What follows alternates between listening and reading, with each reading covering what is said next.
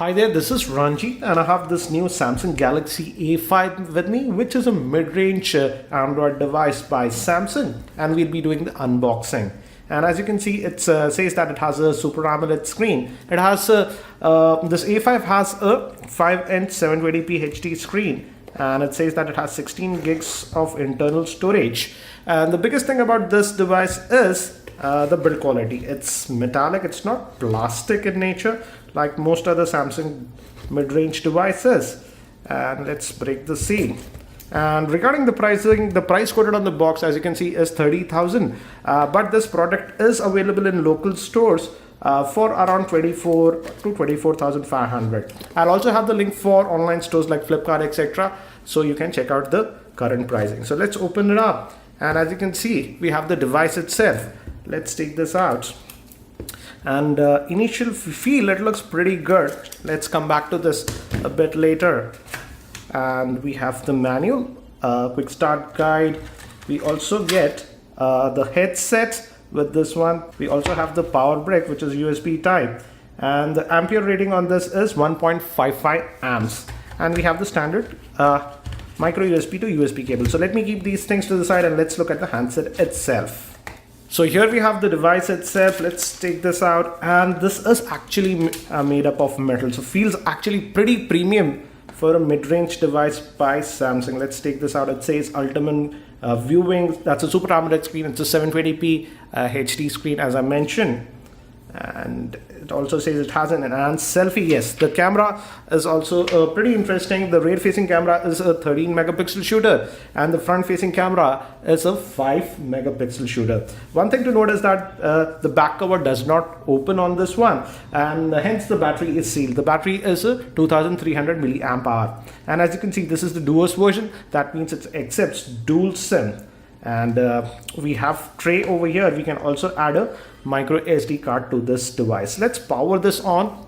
I hope it has some charge. Give me haptic feedback. It says the Samsung Galaxy A5, and I have to say, in terms of build quality, it feels very nice compared to most other Samsung devices. The metal feel looks pretty nice. And by the time it boots, let me give you a physical overview. On the top, actually, we have nothing. This metal chamfered edges we have. We have the power button on this side, and we have these two, using which you can add your SIM cards. And even the micro SD card. Moving towards the bottom, we have the 3.5mm headphone jack. The micro. Oops. Let me just set this up. We'll add the SIM card later on. And let's continue. On the bottom we have the micro USB slot, and we also have the main microphone. Again, we have that chamfered edges, so looks pretty good. And on this end we have the volume rocker. Moving towards the back, we have the speakerphone, the 13 megapixel main camera with LED flash Samsung branding. And as I told you, the front facing camera is a 5 megapixel shooter. Let me quickly just connect to my Wi-Fi network and I'll be back. And just connected to my Wi-Fi network, and the good thing is that it supports dual band Wi-Fi, that is 2.4 gigahertz as well as the 5 gigahertz band. So that is nice. And I'll just use the default settings. We'll agree. And I'll add my Google account later on. Let's hit next. And we'll hit finish. So it should be done. Yes, and as you can see, it is done, and we have the auto brightness sensor that is available on this device. So that's nice. And again, I have to say, it feels pretty premium. That is something that we do not actually see with Samsung mid-range devices. And regarding the specs, it supports the Snapdragon 410 chipset. That means it is a quad-core processor. It is clocked at 1.2 gigahertz. You go to system and about the device. As you can see, it is running the Android version 4.4.4. That is KitKat. So that is nice. And let's look at the storage also. As I was saying, it is powered by a 1.2 gigahertz quad-core processor. And this is a 64-bit processor. Let's go to the storage. Internal storage is 16 gigs. But let's see, out of that 16 gigs, how much do we actually get? We get 11.22 GB, but we can also add a micro SD card. Up to 64 gigs is supported. So I feel in storage, it's not an issue. It's decent in storage in my opinion. But let's just move out. And again, these menu systems look like the one we saw on the new Note 4. So it looks like that. And let's just hit the home button. And this is the app tray. And regarding RAM also, that's a good thing. It has 2 gigs of RAM. So pretty decent configuration, I would say. Not cutting edge, but again, pretty decent. Do remember that the Snapdragon 410 chipset is 64-bit based on the ARM Cortex A53 architecture. And these are the apps that are pre-installed. So not a lot of bloatware. We also have the S-Voice and the FM radio. So as we are connected, let's fire up the web browser.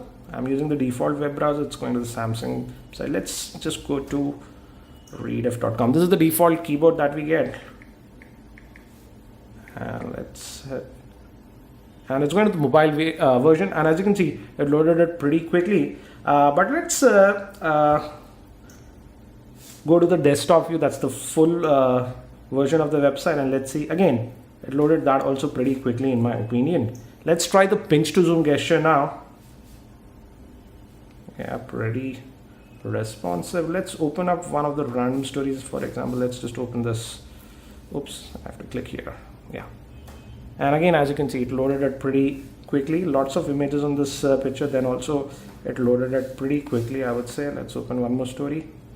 Again, as you can see, it's loading it pretty quickly. And the good thing is that the screen quality is pretty good. The viewing angles are really nice. It's a 5-inch 720p HD display. And overall, I would say initial impressions, the phone gives a very good premium feel in the hand. It is not too bulky also, and just feels right. So looks like an interesting handset. Let's also look at the camera performance, the rear facing camera. Let's quickly just fire it up and let's check it out. Let's fire up the camera. And yes, I have the new Galaxy Note Edge also with me. Let's take a few photographs. It takes a second to focus, but after that, the shutter speed is pretty good. Let's look at the pictures. Oops, not now. I want to back up. Orientation change, didn't I enable it? From the settings, screen orientation, yeah, you got to enable it. Yeah, and as you can see, little bit shaky here, but yeah, this one came out pretty sharp, as you can see. I'll also be testing the front facing camera in my full review. So that's it for now for this very quick unboxing of the Samsung Galaxy A5. If you have any particular questions regarding this device, do post them in the YouTube comments and I'll try to include them in my review. I'll also be soon doing the unboxing for this new Samsung Galaxy Note Edge, so stay tuned to my channel. Thanks for watching. This is Ranjit and I hope to see you in my next video.